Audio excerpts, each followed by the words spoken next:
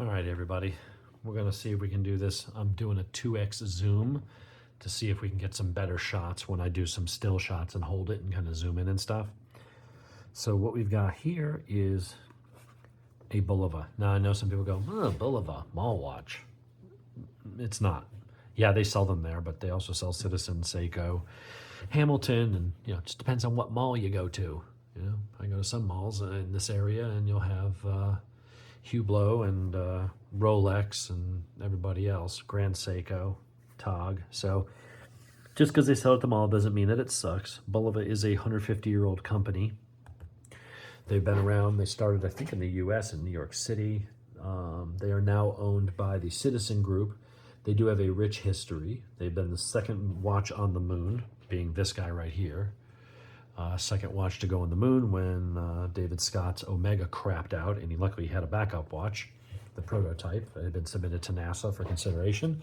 They ultimately did lose that contract for the astronauts' moon, watches, but they did get the contract for a bunch of the instrumentation, and the reason for that is that Bulova, they've been the official timer for NASCAR for a while, and some other race series, and at one time, I think in the late 60s, they were the most accurate watch that you could buy.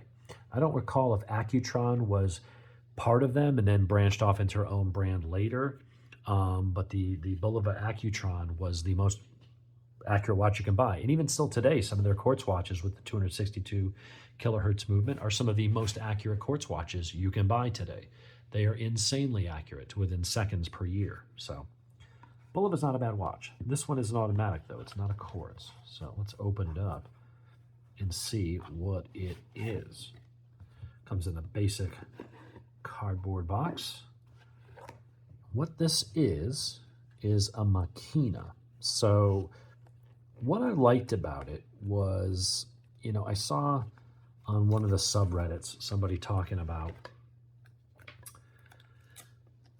a watch that would be like a Richard Mille alternative. And now I don't like most Richard Milles because they're just so over the top. And it has nothing to do with the fact that I can't afford a $200,000 watch. Well, of course I can't. But that's not why I don't like it. I'd lust after some of the Rolexes and Patek Philippe's that I will never be able to afford. So it's not a jealousy thing. It's just I think that some of them are just kind of really awful and gaudy. But there are some watches that give off that vibe. They give off that sort of look and feel. And need to set the time on this, but we'll do that later. This is not a screw-down crown. Self-winding, automatic. We'll go into the specs briefly here. Actually, while we're talking, let me just go ahead and pull those up. So I was like, you know what? I kind of like this look. I don't have a Tono or whatever it's called shape in my collection. I had one that I traded back in with Liv to get this and my wife's watch. So I was like, well, let me get one that's a little bit smaller and a little bit more to my style. So this is called the Maquina, Maquina. The model specifically is 98A318. And let's go into the specs. So this is an automatic watch and came out actually this year. So this is a new model. It only came out back in March. The movement is an 8N26. It is their own movement. It is a 40 millimeter wide, which normally seems a little small for me, but it's 40 mil here, so it's taller here, and the diagonal is much taller, so it actually works. The lug width is 24, although that's technically not true because it's an integrated, and you can get an integrated bracelet. I've got the strap. Surprisingly, same price though. So the part that actually goes in there is probably only like an 8 or something like that, but the width of the lug itself from outside to outside is 24.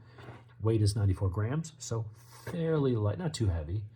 Two-tone stainless steel. You've got your 3-piece wire strap buckle right there. AR sapphire crystal, so we got AR coated. Only 50 meters of water resistance, so you could probably get away with wearing it in the shower, but I wouldn't. But it is a 3-hand automatic full skeleton with a 42-hour power reserve. What are we wearing right now? We got our 42 mil Live Trekker. See, you look at it, and this is listed as a 40, and that's a 42. But honestly, I mean, they are going to have very similar presence on the wrist. So don't always go by just the width. When it's not a round, when it's not a circle, that width can change. So, but that's trying to get used to the focus here. I might have just had it off camera there. So let's go ahead and pop it on and see what we like. And then we'll do some close-up shots. Very comfortable. It's not a silicone. I like that it's a harder, like an FKM rubber.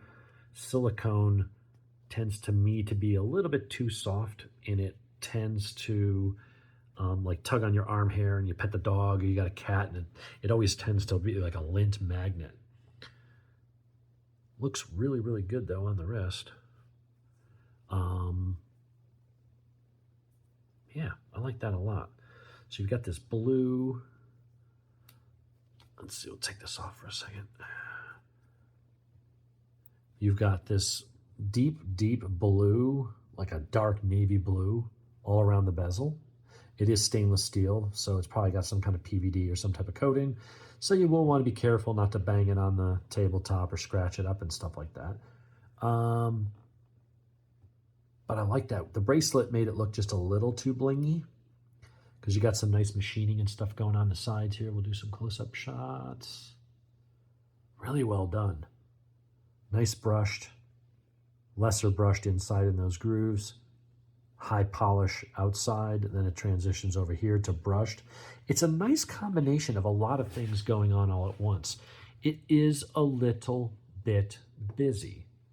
You've got some light gold color in there on the movement, on some of the pieces, and on the applied indexes. The tuning fork up there on top, which kind of ties in with a little bit here. We'll look at the movement there, the rotor. Bulova, stainless steel, some kind of model. There's the model number, water resistant 50 meters, sapphire crystal. So you got sapphire on the front and back. And apparently there's another little protective sticker. Let's get that off. Wouldn't mind it if it had a custom rotor, you know, like the Live's got a custom rotor in there with it, you know, the color and logo and stuff, but it's fine. It's simple. It's unadorned. It just says Bulova on it. Nice little movement, nice and smooth. You can barely hear it, so that's good. Some rotors are noisy on some of the Citizens I've had, and Citizen owns Bulova, so sometimes I'm like, oh, is it their movement or Citizens? To be honest, I don't know. It could be a Citizen movement. It lists the number, but I'm not an expert on all those things. But that is the new Maquina. Now they've got some round ones that are quartz. They've got the autos. There's a whole line of them. I think there's probably 6 or 7 different variations. And it's not just color variations. They've got, I think, 3 of this size. One is black PVD coated with a sort of purplish, like anthracite kind of looking thing. That was a little Invicta for me.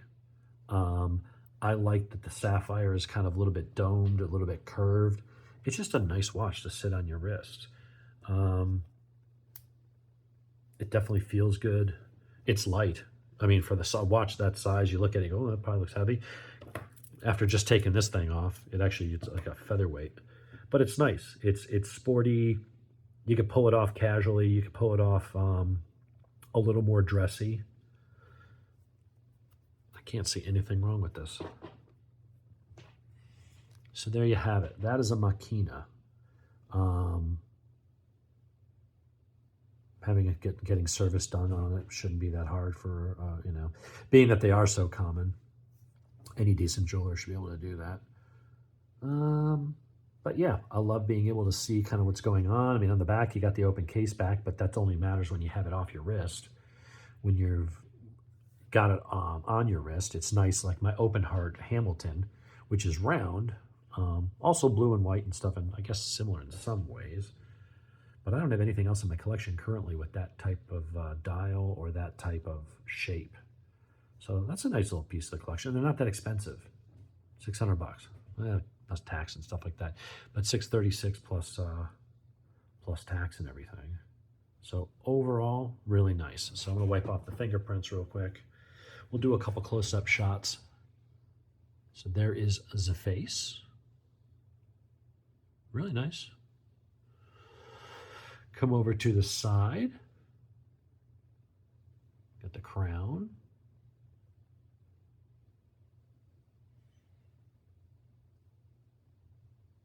Got your lug. Strap is nice.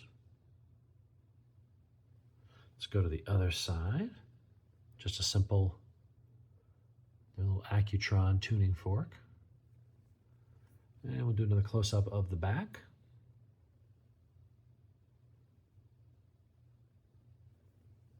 And then the other side. Nicely machined. It's a bit busy, so it's got that kind of... what I like about it is that it sort of has that Richard Mille-ish kind of vibe without looking like it's trying to be a knockoff. It's just a similar shape. It's got a cool skeletonized design, but it's got its own identity. And it's not a micro brand or Chinese and they're just copying other people's designs. This is a 150-year-old, originally US, now owned by the Japanese, but it's a well-respected, proper, century-and-a-half-old watch company that is doing good work and has good heritage and pedigree. Is it Rolex or Tudor? No, it's not. But it is, I'd put them up there with Seiko and those other companies that are out there that are in that sort of mid-tier. You're not into Longines and Tudor and Omega and Breitling and stuff, but you're up above your Timexes and other stuff. You're in that range of Seiko and Citizen and maybe even some like lower level Hamiltons and stuff like that, Certinas. It's a proper watch. It's a good watch. There's nothing wrong with a Bulova. Yes, you can go get a cheap one at the mall that's like $189. And yeah, you can get a $189 Seiko. I mean, yeah, there are cheaper models, but you can also spend up to a couple grand on some of their watches. So they're not always cheap. They're just really good value, but they're well made. And they're very reliable and they're extremely accurate. So they got all that stuff going for them.